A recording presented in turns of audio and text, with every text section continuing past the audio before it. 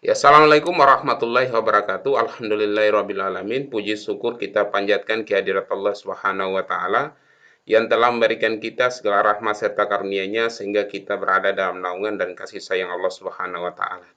Salawat dan salam kita aturkan kepada junjungan Nabi besar Muhammad sallallahu alaihi wasallam yang telah mengantarkan kita dari alam jahiliyah ke alam yang terang benderang. Hari ini saya akan membahas tentang peran manajer. Memang banyak teori dari berbagai pendapat para pakar di mana peran manajer ini memang cukup banyak dan sangat menentukan keberhasilan suatu organisasi. Hari ini saya akan membahas satu teori atau pendapat dari pakar yang membahas tentang peran manajer. Saya ambil dari pendapat dari Henry Mintzberg yang membagi menjadi tiga. Yang pertama adalah peran antar pribadi, yang kedua adalah peran transformasional, kemudian yang ketiga adalah peran pengambilan keputusan. Ketiga peran ini sangat penting dalam dunia organisasi, entah itu organisasi secara formal maupun non formal, yang dimana ketiga peran ini kalau dijalankan dengan baik, maka akan mengefektifkan pencapaian tujuan dari organisasi itu sendiri. Yang pertama, saya akan membahas tentang peran antar pribadi, bahwa seorang manajer itu bertindak sebagai tokoh. Tokoh yang dimaksud di sini adalah orang yang diberikan kepercayaan, seorang figur yang merupakan simbol dari organisasi itu sendiri. Makanya banyak para manajer yang dianggap sangat berwibawa di dalam organisasi karena dalam proses pergaulan atau dalam proses tingkah laku, pemikiran maupun perkataan beliau selalu menjadi patokan dan selalu memberikan solusi yang terbaik. Makanya dianggap tokoh. Yang kedua adalah manajer itu adalah seorang pemimpin. Tentu di sini tidak perlu memang terlalu membahas bahwa manajer pastinya adalah seorang pemimpin. Tetapi memang banyak juga para manajer yang memang belum bertindak menjadi pemimpin yang efektif. Katakanlah ada manajer yang cukup otoriter, gitu. Sementara seorang pemimpin itu harus memberikan teladan yang baik, harus memberikan satu pandangan yang baik dalam proses pencapaian tujuan organisasi. Dan yang paling penting di sini adalah seorang pemimpin itu harus berjiwa demokratis. Berjiwa demokratis di mana melibatkan para bawahan dalam proses pengambilan keputusan. Seorang pemimpin atau seorang manajer juga berperan sebagai pemimpin yang memiliki setumpuk tugas yang harus dijalankan. Bagi seorang pemimpin, tugas adalah jantung dari hubungan mencakup penataan dan pemberian motivasi kepada bawahan. Jadi memang tugas ini memang menjadi sebuah nyawa bagi organisasi karena tanpa tugas bawahan tidak akan menjalankan fungsinya dengan baik. Begitu juga seorang pemimpin atau seorang manajer tanpa tugas, dia tidak akan menjalankan tugasnya dengan baik. Makanya tugas ini menjadi nyawa bagi organisasi dalam upaya mencapai tujuan dari organisasi. Hal itu bisa dilihat dari penataan atau pemberian motivasi kepada bawahan, mengawasi kemajuan organisasi, mempromosikan atau mendorong perkembangan, baik itu perkembangan dari bawahan maupun perkembangan dari organisasi, dan menyeimbangkan efektivitas itu sendiri. Apa yang dimaksud dengan efektivitas? Gitu. Efektivitas adalah upaya atau katakanlah pencapaian tujuan yang diharapkan. Jadi efektif dan tidak efektif itu tergantung dari apa yang sudah direncanakan, di mana proses perencanaan itu akan sesuai dengan hasil yang didapatkan. Jadi dikatakan efektif. Jadi ya yang dilihat itu adalah hasil, sedangkan efisien itu yang dilihat adalah prosesnya. Makanya efisien itu selalu dihubungkan dengan hemat biaya, hemat tenaga, hemat pikiran. Karena di situ ada proses yang dijalani dengan baik, di mana prosesnya itu dapat menghemat atau mengefisienkan sumber daya yang ada. Kemudian di sini adalah penghubung gitu. Ya, seorang manajer harus bisa menjadi penghubung, entah itu antara manajer dan manajer atau bawahan dengan atasan.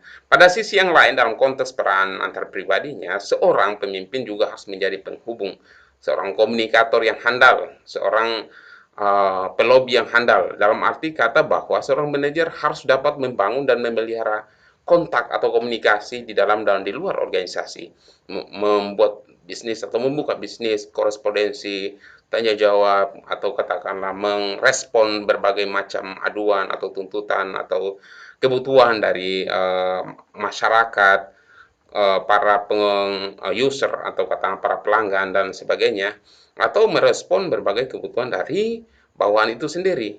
Kemudian berpartisipasi dalam pertemuan dengan perwakilan dari divisi atau organisasi lain.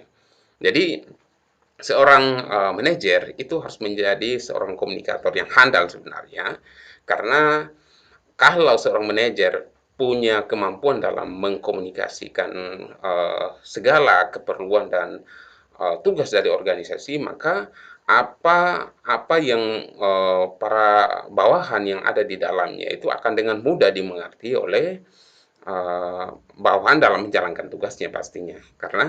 Karena itu memang dalam proses menjalankan tugas, memang seorang manajer menjadi penghubung. Penghubung di sini bukan hanya penghubung secara internal, tapi penghubung secara eksternal juga, menghubungkan dengan dunia atau organisasi di luar dari organisasi yang ada pastinya, untuk menjalin kerjasama, untuk membuat MOU atau katakanlah melaksanakan tugas secara bersama-sama agar pencapaian dari tujuan atau rencana yang ada itu cepat terrealisasikan.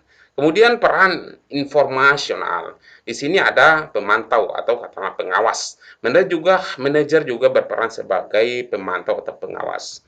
Artinya tugas seorang manajer meliputi operasional internal. Jadi dia juga harus bisa mengawasi kerja-kerja dari bawahan. Memang sangat penting sekali seorang manajer itu melakukan pengawasan. Karena bawahan kadangkala mereka bekerja dengan baik apabila mereka diawasi. Meskipun ada juga sebagian bawahan yang bekerja tanpa ada pengawasan, mereka bekerja dengan baik. Tapi tugas seorang pemimpin harus memang melakukan pemantauan, entah setiap hari atau karena setiap minggu atau karena ada jadwal-jadwal tertentu, ya, bisa melakukan pemantauan, entah itu menggunakan alat dengan CCTV atau katakanlah melakukan pemantauan secara langsung gitu. Tetapi tugas melakukan pemantauan itu perlu dilakukan karena dalam proses pemantauan juga ada pembinaan, ada juga koreksi, ada juga namanya penilaian dan lain sebagainya. Kemudian yang kedua adalah dalam peran informasional itu beliau sebagai seorang penyebar informasi itu. Artinya beliau bisa menjadi seorang apa namanya seorang apa namanya pemimpin yang bisa memberikan informasi kepada para para user atau para pelanggan ataupun masyarakat yang membutuhkan informasi terkait dengan layanan-layanan yang ada dalam organisasi. Misalnya manajer di rumah sakit katakanlah, ya dia harus bisa menyebarkan informasi kepada masyarakat atau minimal tidak membuat website untuk masyarakat mengunjungi website yang ada agar masyarakat bisa mengetahui kebutuhan-kebutuhan apa yang mereka perlukan. Misalnya di situ ada dokter spesialis apa, misalnya ada dokter umum berapa, gitu, perawatnya berapa, bidannya berapa, kemudian anestesinya berapa dan lain sebagainya.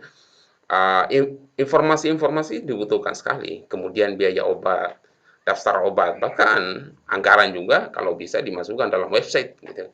Sehingga masyarakat bisa mengetahui berbagai macam informasi dan data di dalam organisasi itu. Kemudian yang ketiga adalah juru bicara. Nah, itu juru bicara seperti yang saya katakan tadi, dia harus mempunyai kemampuan komunikasi atau kapasitas public relation atau public speaking dengan menginformasikan atau melobi orang lain yang memiliki power atau memiliki kekuatan atau kekuasaan untuk menjaga stabilitas organisasinya, mencapai tujuan yang ditentukan, misalnya berkomunikasi atau mengirim informasi keluar, menyampaikan memo atau peringatan, menyampaikan laporan dan bahan informasi, berpartisipasi dalam konferensi atau pertemuan dan laporan kemajuan. Jadi, seorang manajer harus bisa menjadi juru bicara, punya kemampuan komunikasi yang baik. Apabila seorang manajer mempunyai kemampuan komunikasi yang baik, maka Eee, dalam upaya melobi atau katakanlah meminta anggaran misalnya ya, terkait dengan, program kerja, karena setiap program kerja harus ada anggaran yang harus apa namanya, dialokasikan sehingga program kerja itu dapat terrealisasi atau dapat tercapai dengan baik. Misalnya katakanlah seorang manajer, meminta, membuat proposal kepada pimpinan di atas direktur atau katakanlah kepada pemerintah daerah atau pemerintah pusat misalnya untuk membuat satu program misalnya tentang pemberdayaan masyarakat atau pembangunan infrastruktur. Maka apabila seorang manajer tidak mempunyai kemampuan dalam mengkomunikasikan, maka yang terlahir adalah mereka akan ragu dengan apa yang menjadi proposal atau ide atau gagasan yang disampaikan itu. Oleh karena itu, kemampuan dalam berkomunikasi dan menyampaikan data dan informasi terkait dengan tujuan yang ingin dicapai itu sangatlah perlu dimiliki oleh seorang manajer. Kemudian selanjutnya adalah peran pengambil keputusan. Yang pertama dia seorang wira swastawan atau berjiwa seorang pengusaha. Manajer itu harus mempunyai kemampuan dalam berwirausaha atau katakanlah dia harus mempunyai kemampuan dalam berinovasi dan membuat ide-ide yang baru agar organisasi itu dapat menyesuaikan diri dengan perkembangan zaman dan tuntutan dari masyarakat. Manajer yang memiliki berbagai keterampilan memang sangat dibutuhkan, termasuk keterampilan berwirausaha. Peran manajer dalam konteks ini adalah dengan mengidentifikasi ide-ide baru. Ya, dia harus punya kreativitas dengan segala permasalahan yang ada karena apabila kita berhadapan dengan sebuah masalah maka yang dibutuhkan adalah bagaimana kita memecahkan masalah itu dengan kreativitas yang dimiliki oleh seorang pimpinan dan memulai proyek perbaikan dengan menerapkan inovasi yang baru dalam rencana di masa depan bagi kemajuan organisasi pastinya. Kemudian yang ke B adalah pereda gangguan. Di sini seorang manajer harus bisa meredakan gangguan. Apabila ada konflik dalam organisasi, maka seorang manajer harus bertindak sebagai seorang penengah, sebagai seorang yang bisa meredam, sebagai orang yang bijaksana dalam mengambil keputusan sehingga gangguan itu tidak terus-menerus terjadi dalam organisasi. Manajer juga harus menjadi seorang penetralisir terhadap berbagai permasalahan yang berpotensi menimbulkan ketegangan, gangguan, atau gesekan dalam organisasinya. Sederhananya, seorang manajer harus mampu mengatasi situasi krisis seperti sengketa atau masalah yang terjadi dan harus segera mengambil tindakan kolektif dan sesegera mungkin untuk menyelesaikan masalah dengan mencari jalan keluar alternatif-alternatif yang sifatnya strategis pastinya. Kemudian yang ketiga atau C adalah mengalokasikan sumber daya, resource allocation. Mengalokasikan sumber daya di sini yang dimaksudkan adalah menempatkan orang-orang sesuai dengan kemampuannya pastinya.